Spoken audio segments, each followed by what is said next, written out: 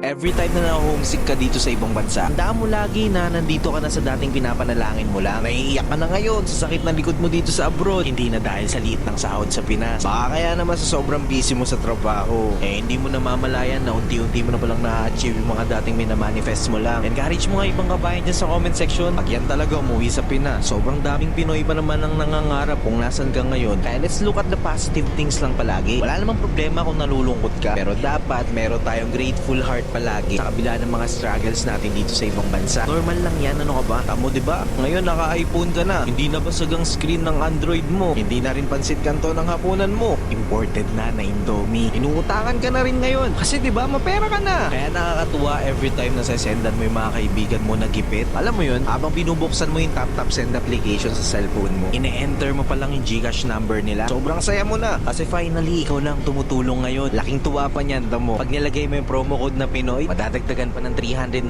pesos yung ipapadala mo. Mabilis na, high exchange rates, may bonus pa na 390 pesos dahil sa promo code na Pinoy. If titignan mo naman talaga kabayan, malayo-layo ka pa nga, pero try mo lumingon sa likod, malulula ka.